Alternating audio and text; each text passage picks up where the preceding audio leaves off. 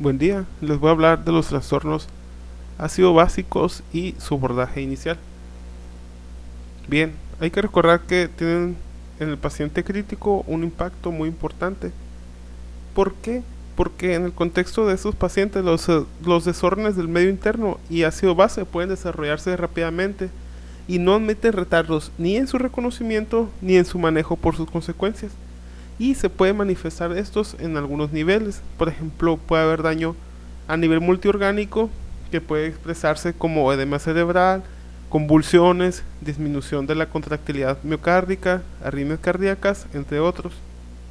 Y también puede haber, por ejemplo, una alteración funcional de las células del sistema inmune, lo que puede provocar una inflamación, como puede ocurrir en la acidosis hiperclorémica, como vamos a ver más adelante. Es un tema muy fácil de comprender, siempre y cuando se vaya desde lo básico hasta lo avanzado. En este caso vamos a hablar del trastorno ácido básico general, o sea, sus generalidades, sus mecanismos compensadores, lo que es el anion gap y sus trastornos. Bien, cuando hablamos de un trastorno ácido básico, nos referimos a que hay una alteración en la concentración normal del ion hidrógeno, y esto se manifiesta en lo que es el pH.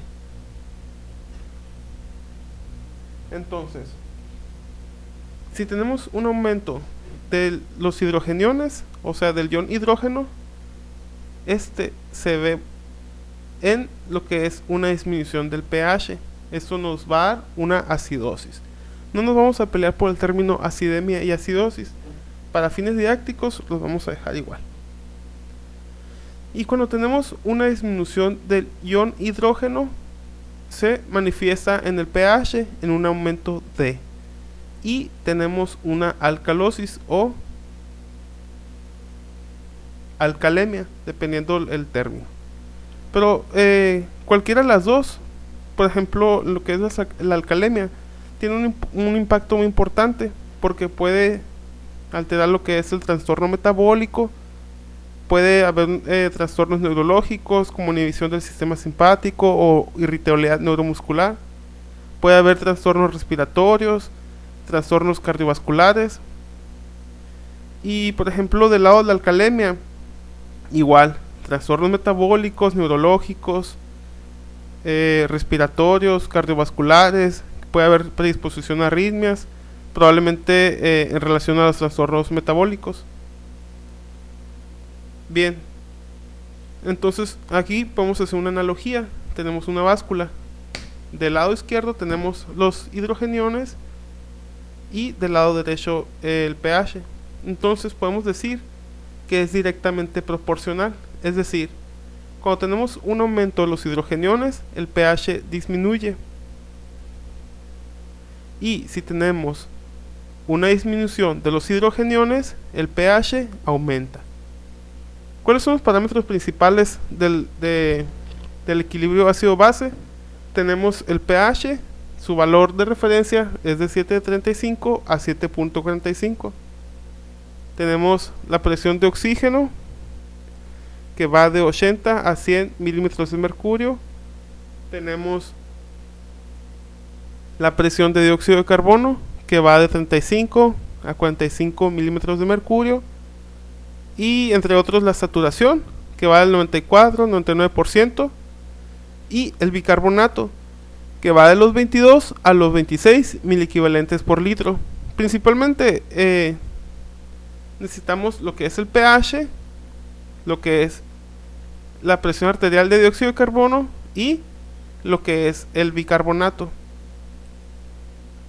Bien, es importante recordar que existe un pH incompatible con la vida. Es aquel pH que disminuye de 6.8 o aumenta de 7.8. Puede haber pacientes que tengan esos niveles de pH, sin embargo, podemos decir que es un paciente que se encuentra crítico.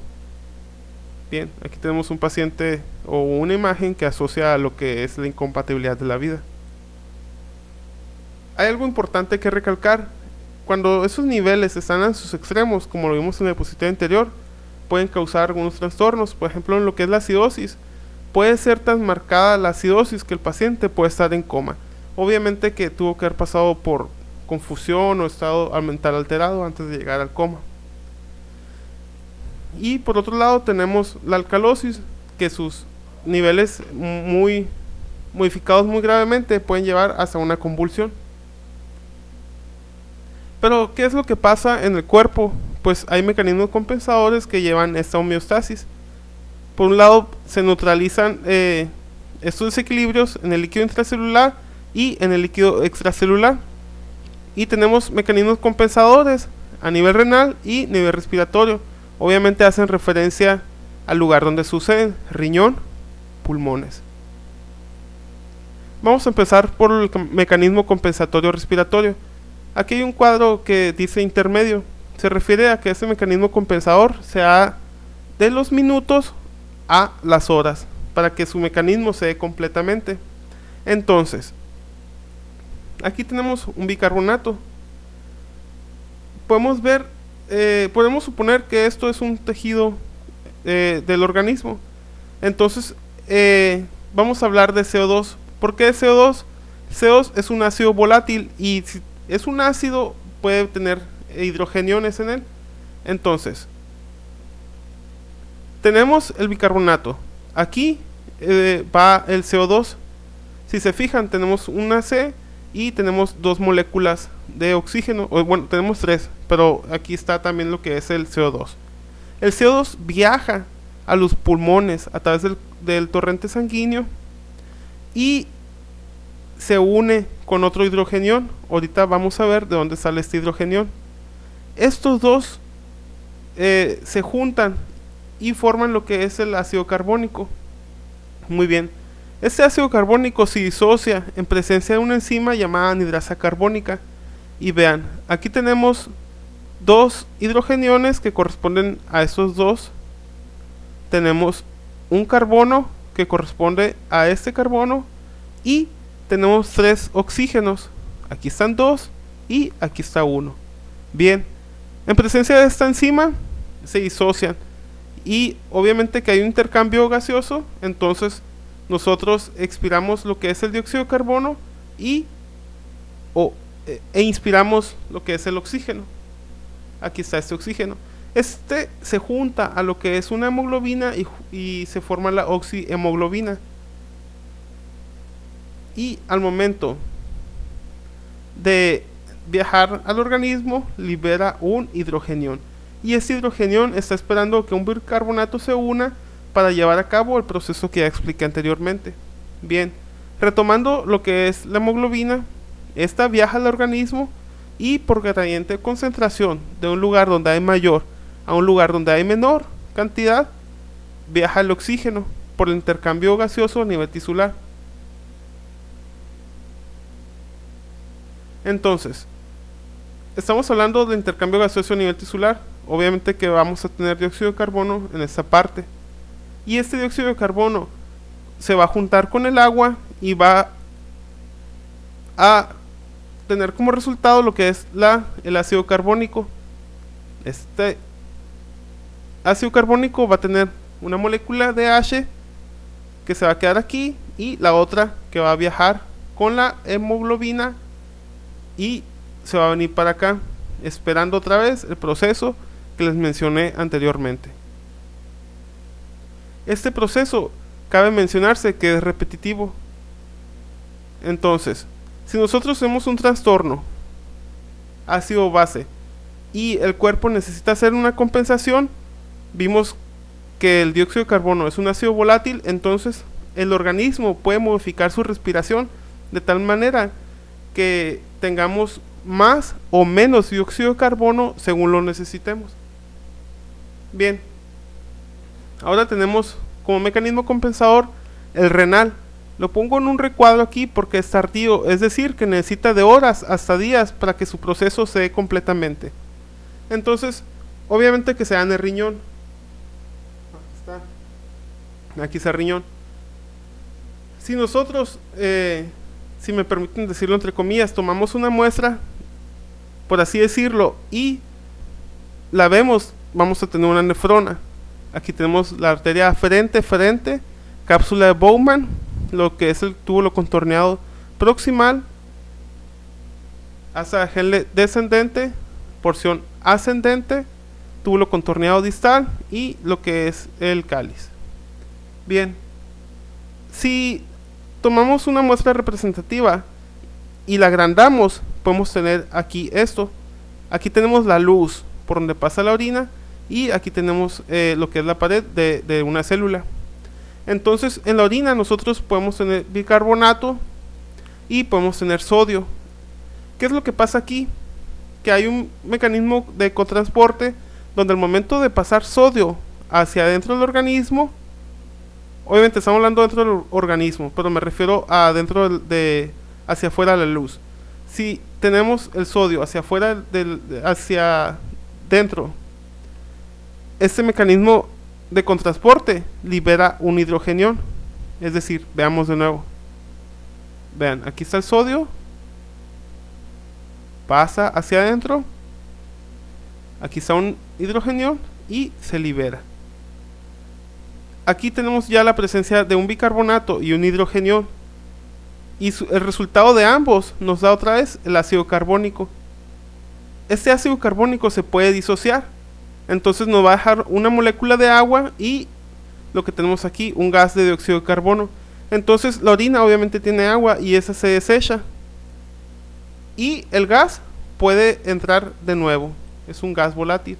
Entonces aquí tenemos el gas de dióxido de carbono y en combinación con el agua nos va a dar ácido carbónico, que en presencia de esta enzima de la anhidrasa carbónica se va a disociar. Entonces aquí vamos a tener otra vez el hidrogenión que ya estuvo presente anteriormente y bicarbonato.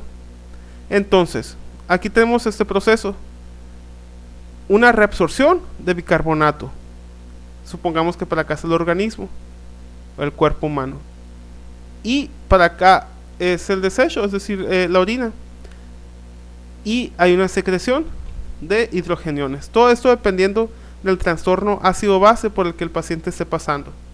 Puede secretar hidrogeniones o reabsorberlos en caso de necesitarlo. Si tenemos un paciente, abro paréntesis, que tiene una insuficiencia renal, este mecanismo se va a ver afectado y obviamente va a verse afectado también el trastorno ácido-base. Bien, aquí tenemos una molécula de agua, ya vimos que se junta con un CO2 que estaba por acá, hace el ácido carbónico y tenemos una derivación del bicarbonato hacia este lado y para acá entra el cuerpo. ¿A qué voy con esto? A que de esta forma se hace la producción de nuevos bicarbonatos. Entonces, hablando del mecanismo compensador renal, estas son las formas en las que el riñón ayuda o apoya a lo que es el trastorno ácido-base, como un mecanismo compensador. Bien, ¿cuáles son los trastornos ácidos básicos? Tenemos 4 principalmente. Tenemos la acidosis metabólica. Esta tiene un pH bajo y su alteración primaria es el bicarbonato bajo. Entonces, el organismo siempre va a tratar de mantener la homeostasis. ¿Y qué es lo que va a hacer como mecanismo compensatorio? Es disminuir el dióxido de carbono. ¿Por qué? Porque si tenemos una acidosis, quiere decir que tenemos hidrogeniones y el PCO2, o sea el dióxido de carbono, son ácidos volátiles. Entonces el cuerpo no va a ser más ácidos, va a ser menos ácidos, y de esa forma es que la presión de dióxido de carbono se ve disminuido como mecanismo compensatorio. Esto ya lo vimos ahorita en lo que es el mecanismo del pulmón. Aquí hay un criterio, pueden ver las flechas apuntan hacia abajo, que difiere a lo que se puede ver más adelante. Ahora, por otro lado, tenemos la acidosis respiratoria. El pH está disminuido. Su alteración primaria es el dióxido de carbono. Este se encuentra aumentado. Y como mecanismo compensatorio, como tenemos mucho ácido, se trata de hacer más bases. Es por eso que el bicarbonato está aumentado. También tenemos la alcalosis metabólica. Aquí lo que sucede es que el pH está elevado, tenemos el bicarbonato elevado, y como tenemos bicarbonato de más, entonces el organismo aquí a nivel pulmonar trata de hacer más ácidos, o sea, acumulación de ácidos, por lo tanto la presión de dióxido de carbono aumenta. Bien, por otro lado tenemos la alcalosis respiratoria. Esta tiene como pH aumentado, y su alteración primaria es el dióxido de carbono. Este se encuentra disminuido, y también como alteración compensatoria lo está el bicarbonato, como podemos ver acá. Aquí se cumple otro criterio, olvidé mencionarlo. Cuando hablamos de metabolismo, las flechas apuntan hacia el mismo lado, como podemos ver acá. El cuerpo tiene mecanismos compensatorios, ahorita más adelante los vamos a ver, pero es importante mencionarlo en esta ocasión. Bien, entonces, cuando la alteración es del bicarbonato, es decir, a nivel renal, va a haber una compensación respiratoria. Y si hay una alteración respiratoria, la compensación va a ser renal.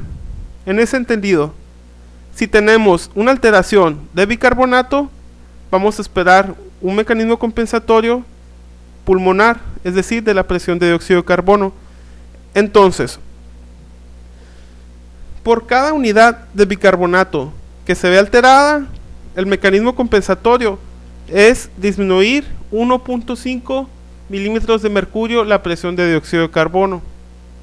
Ahora, el mecanismo compensatorio de la acidosis respiratoria, este se divide en agudo y crónico. Entonces, por cada unidad de dióxido de carbono que está alterado, obviamente que la compensación va a ser renal, es decir, de bicarbonato, va a aumentar 0.1 miliequivalentes por litro de bicarbonato cuando el proceso sea agudo.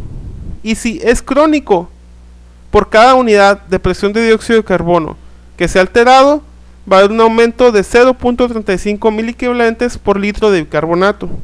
Ahora, en la alcalosis metabólica, por cada unidad de bicarbonato que sea alterado, tenemos un aumento de 0.9 milímetros de presión de dióxido de carbono. Y al igual que el anterior, hablando de respiratorio, tenemos un proceso agudo y crónico.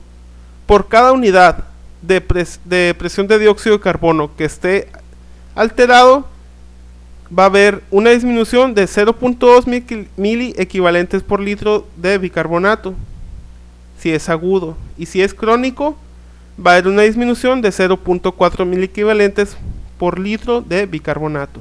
¿A qué voy con esto?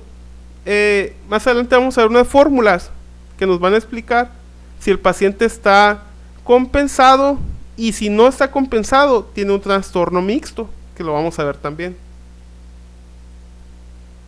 Antes de llegar a ello, vamos a hablar de lo que es el anión gap. El anión gap también se le puede conocer como brecha aniónica o hiato aniónico. ¿Qué es el anión gap? Es la diferencia entre cationes y aniones. Ojo, diferencia. ¿Pero qué son los cationes y qué son los aniones? Pues los cationes son las partículas que tienen carga positiva, y los aniones son las partículas que tienen carga negativa. Aquí les doy un tip, pueden hacer una asociación.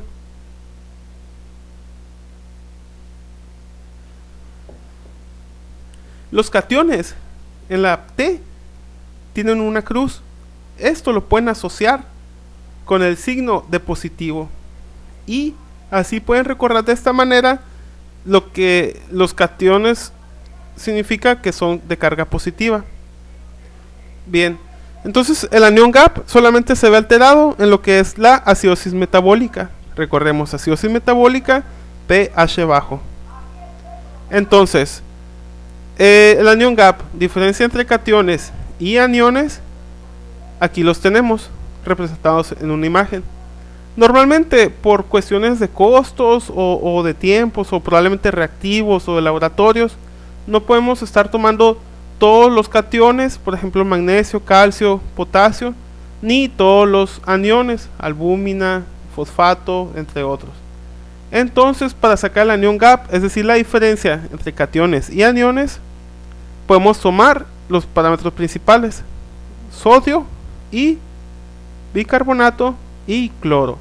Entonces, recuerden que les dije que el anión gap es la diferencia entre cationes y aniones. Entonces tenemos aquí marcado esa diferencia. Entonces, bien, esta es la fórmula para sacar el anión gap. Quiero hacer un paréntesis y decirles que el anión gap, su valor depende de la bibliografía, y también es que hay fórmulas en las que usan el potasio en la fórmula, pero eso depende por lo general si la bibliografía es de Europa o si es de Estados Unidos. Y la verdad es que aquí en México somos autodidactas, es decir, que agarramos nuestra bibliografía de donde podamos, ¿no? Entonces, aquí por fines prácticos no puse el potasio para que fuera más fácil de sacar el anión gap. Anión gap, su valor normal es 10 más menos 3. ¿Está bien? Es decir, 10 menos 3, 7. Y 10 más 3, 13. Entonces, en este entendido, el anión gap es de 7 a 13. Aunque, como repito, depende de la bibliografía, se puede encontrar un valor diferente. Entonces, vamos a sacar el anión gap. Aquí tenemos un ejemplo. Tenemos la fórmula. Vamos a sustituir lo que son las letras por números. De sodio tenemos 142. Lo vamos a poner acá. De este lado tenemos el bicarbonato con 24. Lo ponemos aquí. Y el cloro con 105 lo ponemos acá. Aquí vamos a sumar 24 más 105, nos da 129. Y a 142 vamos a restarle 129. El resultado es 13. Quiero recordarles que los paréntesis en matemáticas son de multiplicación. Esto nada más es para separarlos y hacer un ejemplo más didáctico. Entonces repito, 142 menos 129 nos da a 13. Entonces, en este entendido, el anión gap está normal. Bien, vamos a ver un ejemplo. Tenemos una acidosis metabólica, recordemos. pH bajo, bicarbonato bajo. Bien. Voy a repetir eso. Quitamos un bicarbonato normal y en la acidosis metabólica tenemos el bicarbonato bajo. Ahorita vamos a ver la razón en la que puede bajar. Vamos a bajarlo. Bien. Fijaron, el bicarbonato disminuye y eso aumenta la brecha aniónica. Entonces, el bicarbonato estaba en 24, pasó a 17. ¿Qué es lo que pasa aquí? Que hay una sustancia ácida que libera hidrogeniones. Eso hace que se consuma el bicarbonato, por eso disminuye aquí. Y esto es propio de una acidosis metabólica con anión gap elevado. El anión gap elevado es la parte esta que se aumentó entre cationes y aniones. Y normoclorémico, nos referimos aquí a esta palabra porque el cloro se mantuvo igual. Vamos a ver una situación en la que el cloro se ha modificado. Ahora, vamos a sacar el anión gap. Aquí tenemos un ejemplo. Está la fórmula y vamos a sustituir las letras. Sodio 142. Aquí está el 142 que corresponde a este. Y tenemos cloro y bicarbonato. Vamos a sustituir. ¿De dónde sacamos estos números? De acá. Miren. 17 de bicarbonato y 105 de cloro. Hacemos la suma. 17 más 105 nos da 122. Y a 142 le restamos 122. Repito, a 142 le restamos 122 y nos da un anión gap de 20. Recordemos que el anión gap es de 10 más menos 3. Entonces tenemos un anión gap elevado. Bien, ¿qué pasa en esos pacientes? Se fijan que tenemos una patología que está liberando hidrogeniones. Principalmente Aquí la etiología es la cetosis diabética o un estado de hipoperfusión que nos da una acidosis láctica.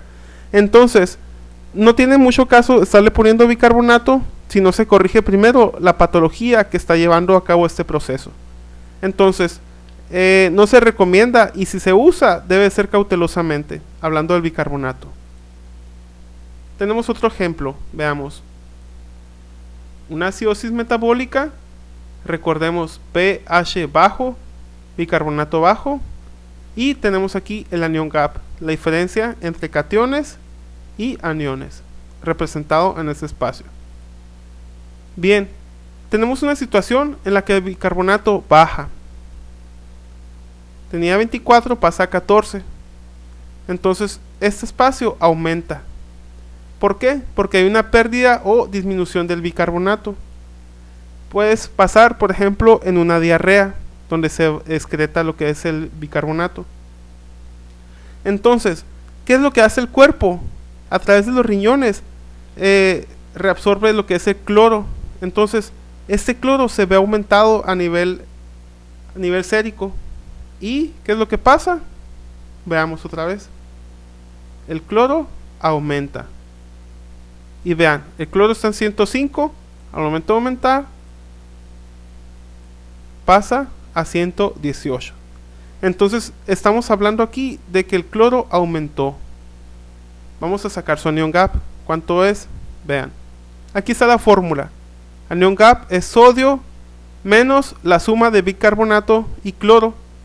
En esa fórmula vamos a sustituir las letras por números. Vean. Sodio 142. Este 142 sale de acá. Y ahora tenemos el cloro aquí y el bicarbonato acá. Estamos los números. ¿De dónde vienen? De este bicarbonato viene de aquí y este número de cloro viene de acá. Entonces, sumamos 14 más 118 nos da 132. Restamos 132 menos 142 nos da un nivel, nos da un anión gap de 10. Entonces, ese anión gap es normal. Ojo, aquí hay un error, ese es 132.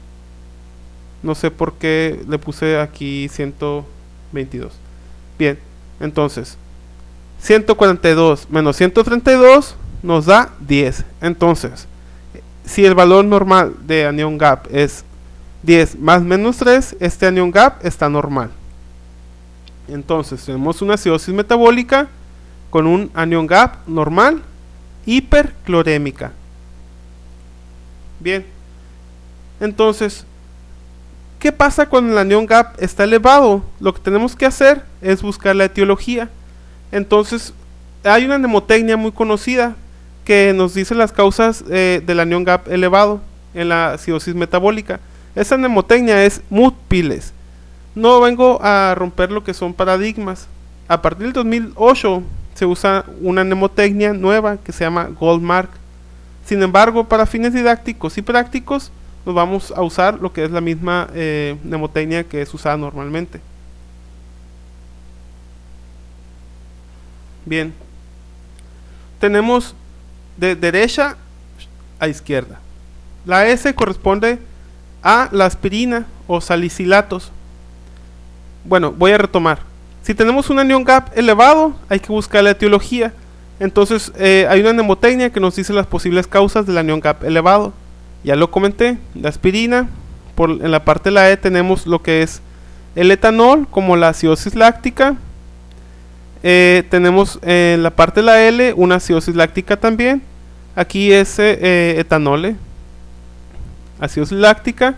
En la I tenemos, entre otros, errores del metabolismo. En la P tenemos intoxicación por acetaminofén. Y la P hace referencia a la palabra de paracetamol, a la letra inicial. En la parte D tenemos lo que es una cetoacidosis diabética, o puede haber una cetoacidosis alcohólica. La U nos puede hacer referencia a uremia, y la M a metanol. Bien, continuando. Vamos a ver las causas de los trastornos ácido-bases. Vamos a empezar con la acidosis metabólica. Recordemos que es un pH bajo y la alteración primaria es el bicarbonato bajo. Y tenemos como mecanismo compensatorio la presión de dióxido de carbono disminuida. ¿Cuáles son las causas? Las podemos dividir principalmente en tres: en la producción o ingreso de hidrogeniones, en la pérdida de bicarbonato o también agregando pérdida de bicarbonato acá también. Bien, en la primera, que corresponde a esta, tenemos cetoacidosis diabética causada por diabetes mellitus. Tenemos ácido láctico por hipoxia, una intoxicación por aspirina, es decir, el ácido salicílico. En esta parte de aquí tenemos lo que es la diarrea. Como ya vimos ahorita, se va a excretar lo que es el bicarbonato y por consiguiente va a aumentar el cloro. Otra causa de pérdida de bicarbonato puede ser una fístula pancreática. También podemos tener una acidosis tubulorenal tipo 2, donde el bicarbonato no se absorbe, por ende este disminuye. Aumenta el cloro y baja el potasio. Bien, retomo. Acidosis tubulorenal tipo 2, el bicarbonato no se absorbe, por lo tanto disminuye. Entonces tenemos un pH bajo y un bicarbonato bajo, haciendo referencia a esto.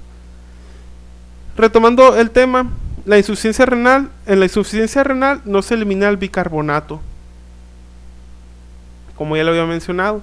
También puede haber una acidosis tubulorenal tipo 1, donde hay una alteración de la excreción del hidrogenión, o una acidosis tubulorenal tipo 4, donde hay una disfunción de la nefrona distal.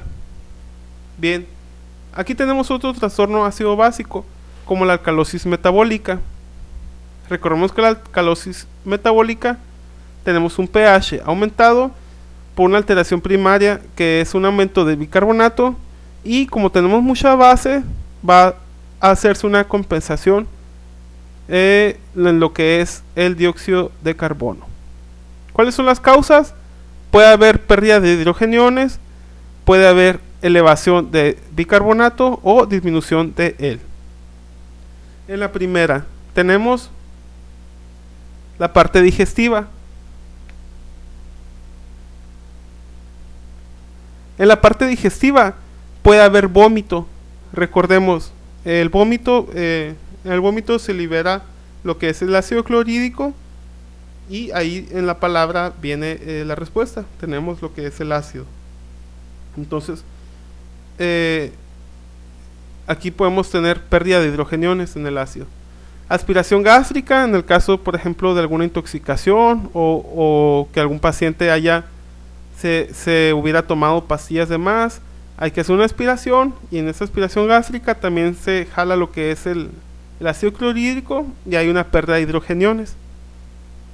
En lo que es la elevación del dióxido del bicarbonato, tenemos por ejemplo una insuficiencia renal, y exclusivamente en ese punto hay algo que se llama síndrome de Leche y alcalinos. Se los comento más tarde. Puede haber una disminución del bicarbonato por un adenoma velloso de colon, o por ejemplo en fármacos. ¿Qué fármacos? Los tiacídicos o los diuréticos de asa. Bien, ahora tenemos este trastorno ácido básico de la acidosis respiratoria. Recordemos, pH bajo, dióxido de carbono alto y como mecanismo compensatorio el bicarbonato.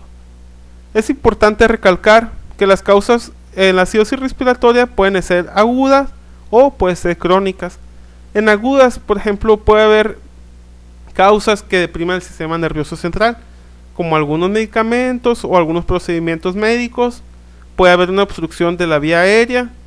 Obviamente que si el paciente no está teniendo ese intercambio gaseoso, la presión de dióxido de carbono va a aumentar y por consiguiente el pH va a disminuir, así como el paro cardiorrespiratorio. Y en el caso del paciente que tenga síndrome de Guillain-Barré, se refiere o hace referencia a lo que es el cansancio de los músculos respiratorios.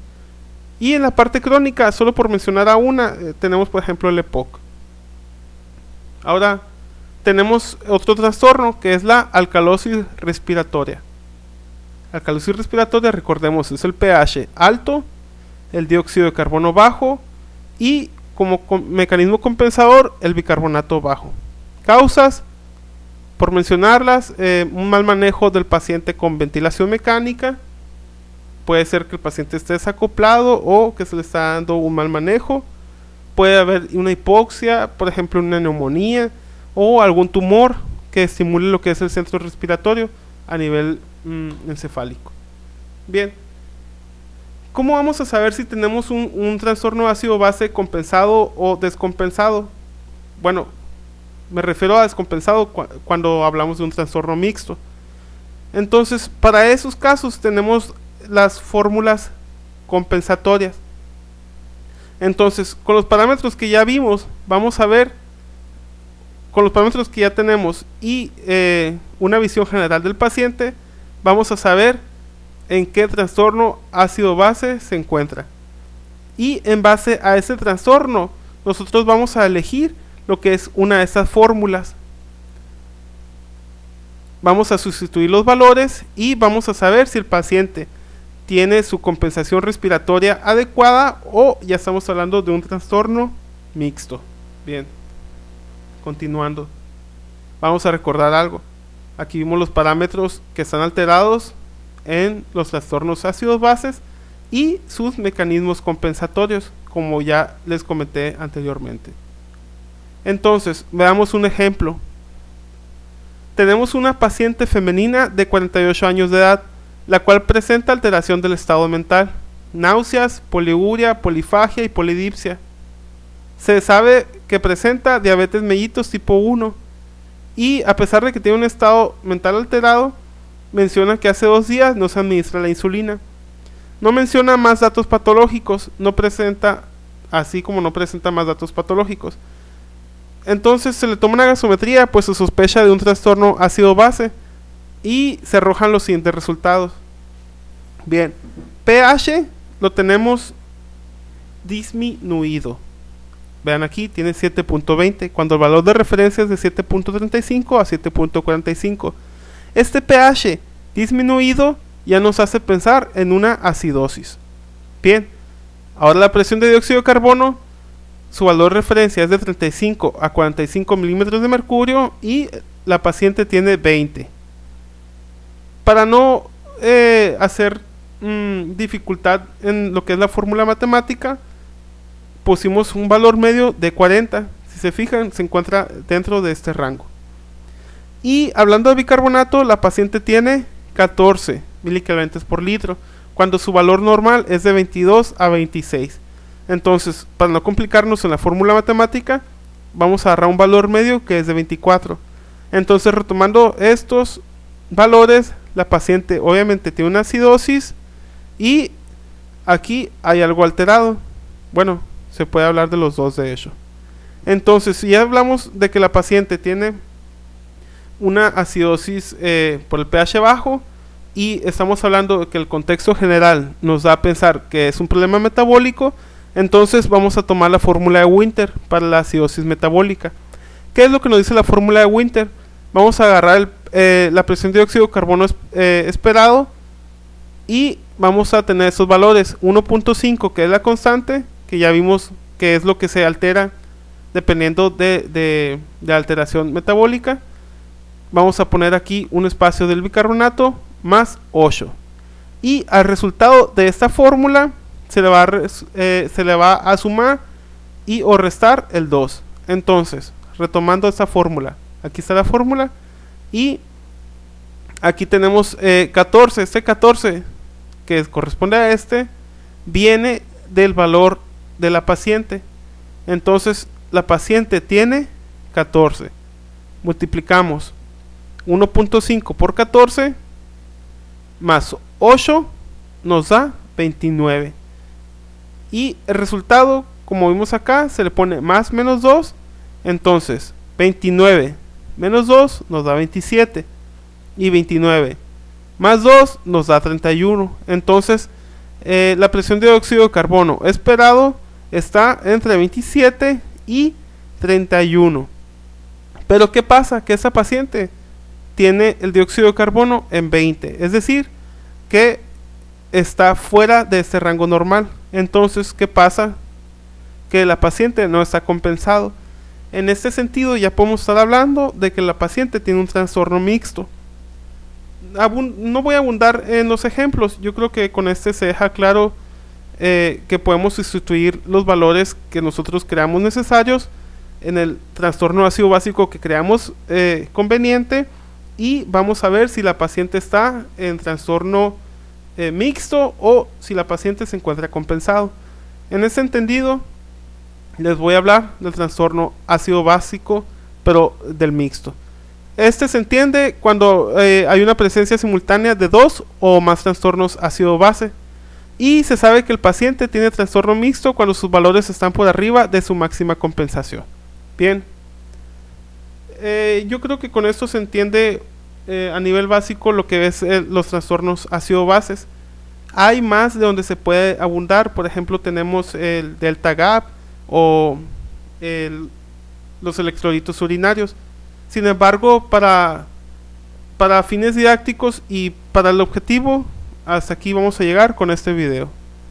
Les comparto la bibliografía y la pueden encontrar en internet cuando gusten. Gracias.